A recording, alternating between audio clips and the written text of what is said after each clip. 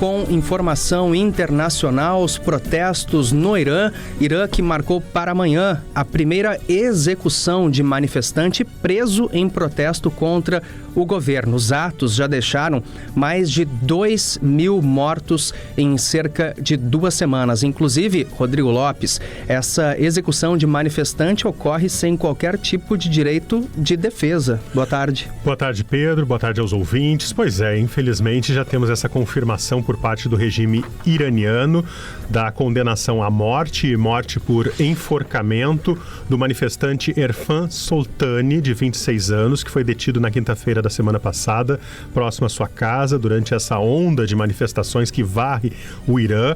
E durante 3 dias a família dele não teve informações sobre o seu paradeiro. Somente no domingo as autoridades confirmaram que ele estava preso e comunicaram a sentença de morte definitiva que deve ser cumprida, segundo o regime, amanhã.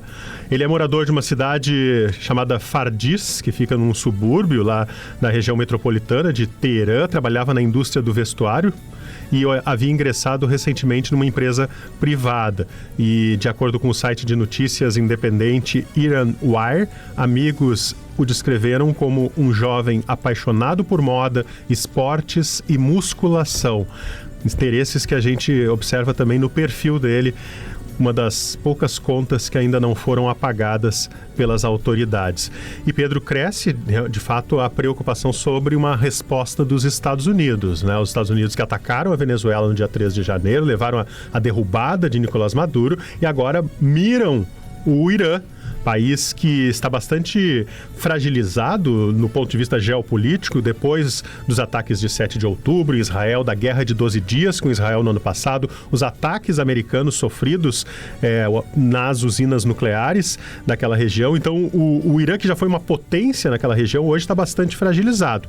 O presidente dos Estados Unidos, Donald Trump, se manifestou hoje dizendo que cancelou qualquer diálogo com o Irã, disse que a ajuda está chegando e o que mostra um sinal aí de apoio dos Estados Unidos a esses protestos que vêm tomando as ruas nos últimos dias. Rodrigo, inclusive, uma das afirmações do Donald Trump que me chamaram a atenção é que ele hoje encorajou os manifestantes a seguirem os protestos e a tomar as instituições do país. O que te parece ser agora o objetivo de momento do presidente dos Estados Unidos? Te parece que vai haver uma interferência mais direta nos protestos e como isso pode interferir no curso das manifestações? Inclusive a frase direta dele foi: patriotas iranianos, continuem a protestar, tomem as instituições, guarde os nomes dos assassinos e abusadores, eles pagarão um grande preço. O Irã não é a Venezuela, né, Pedro? Eu tenho colocado isso na minha coluna porque o cenário no Oriente Médio é muito mais complexo do que o da América Latina. Aqui na América Latina, os Estados Unidos conseguiram eliminar as defesas aéreas da Venezuela e numa ação de comandos conseguiram a captura de Nicolás Maduro numa ação inédita e excelente do ponto de vista estratégico e militar.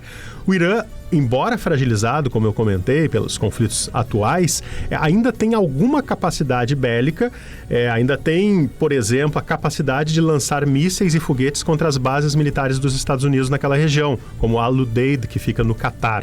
Neste momento, o Trump também está com poucas capacidades militares na região, porque os porta-aviões não estão naquela região. Então, teria que deslocar, por exemplo, o principal porta-aviões para atuar no Oriente Médio, que é o USS Abraham Lincoln, que está no Mar do Sul da China. Levaria 1-2 semanas para chegar ali, né? Então, ainda tem o risco de o Irã atacar Israel, que é o principal aliado americano na região. Então, o cenário ele é muito mais multifacetado do que um ataque à Venezuela, que não tinha capacidade nenhuma de resposta, né? Então, existem algumas opções sobre a mesa. O Trump teria uma reunião hoje com o seu gabinete de segurança, inclusive, para avaliar essas opções. E aí, quais as opções? A eliminação do Ayatollah Ali Khamenei, por exemplo, o líder do regime. A eliminação ou captura, que foi o que aconteceu com Maduro na Venezuela, por exemplo. Mas levaria ainda a Guarda Revolucionária a ter algum poder ali, o establishment militar. A eliminação da Guarda Militar, Seria uma outra opção. E uma terceira opção, que sim, seria a eliminação de todo o regime e tentativa de entrega do poder para a oposição. Aí o problema maior, diferentemente da Venezuela, não tem uma oposição clara no Irã. Então, o que gera também algumas preocupações. Nesse momento, como os americanos costumam dizer, todas as opções estão sobre a mesa, né?